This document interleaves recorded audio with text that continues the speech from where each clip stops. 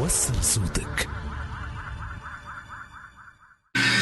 D'abord, mettons au tribunal que ni M. Travelsi ni les membres de sa famille, qui sont également appelants dans le présent dossier, ne se sont établis au Canada durant la période quinquennale évaluée, c'est-à-dire de janvier 2006 à janvier 2011, ni avant par le même. Ils n'ont eu aucune participation significative à la vie canadienne de ce que l'on a pu observer des documents au dossier. Il est de notre avis que le statut de résident permanent dans les dernières années a été utilisé à des fins touristiques pour faciliter les déplacements de monsieur et des membres de sa famille lors de leur retour, si je ne m'abuse, aux monsieur qui ont été peut-être une vingtaine de jours dans les dernières années. Les risques de retour qui sont invoqués par M. Travelsi et sa famille n'ont pas été supportés par une preuve fiable que le gouvernement tunisien serait incapable d'offrir une protection et la tenue d'un procès juste et équitable suite aux accusations qui ont été portées. En fait, dans les pièces qui ont été soumises par les appelants, on apprend qu'il y a justement un des membres de la famille qui a obtenu justice, en fait, qui a eu un procès qui a été jugé, qui a obtenu une sentence et qui a réussi même à faire appel et à obtenir une réduction de sa sentence. Donc, c'est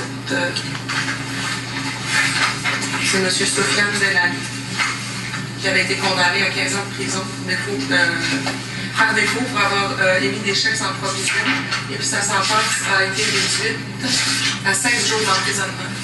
Donc, on voit qu'avec ces documents-là, on a la preuve que la Tunisie est capable d'offrir à ses citoyens un système de justice juste et équitable, et que les gens qui sont poursuivis ont accès au recours auquel ils ont droit.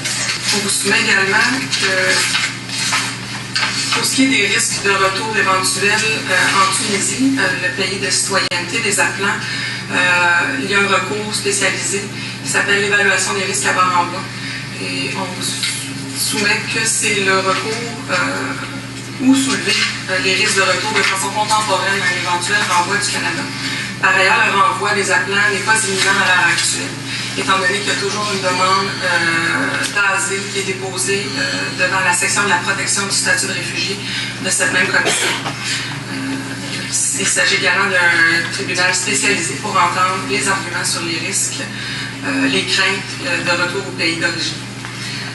Par ailleurs, étant donné qu'il y a des enfants touchés par le présent appel, on vous soumet que l'intérêt supérieur des enfants directement touchés ne signifie pas nécessairement qu'ils doivent à tout prix demeurer au Canada.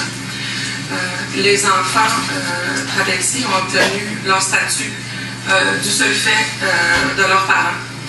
Elles ont passé la majeure partie de leur vie en Tunisie et n'ont jamais rien connu du Canada avant leur arrivée en janvier 2011. On vous soumet également que le soutien de la famille en Tunisie est plus probable qu'au Canada, puisque aucun membre de la famille proche ne demeure au Canada, à part un oncle et un cousin de madame. La majorité des membres de la famille demeurent toujours dans le pays d'origine, soit la Tunisie. Aucune preuve documentaire fiable n'a été soumise sur plusieurs éléments importants en ce qui concerne les motifs humanitaires, entre autres des preuves de fréquentation scolaire des enfants tant au Canada qu'en Tunisie, les impôts payés personnellement par monsieur, madame Travelsi au Canada, les impôts qui auraient pu être payés par l'entreprise canadienne enregistrée ici. Il n'y a aucune indication quant à la situation financière de M. Travelsi et sa famille, tant au Canada ou à l'étranger. Ce que M. véhicule dans les médias, c'est qu'il n'a plus de moyens financiers. Mais encore là, ce sont ces déclarations qu'il y a.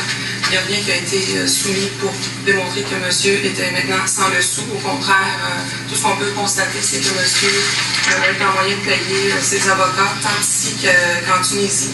On vous soumet que monsieur Travelsi agit de façon contradictoire en plaidant devant vous pour le maintien de son statut de résident permanent au Canada, alors que d'un autre côté, il poursuit avec tous ses recours au Canada tout en faisant de nombreuses sorties dans les médias pour clamer son mal du pays et son désir d'y retourner pour faire face à la justice.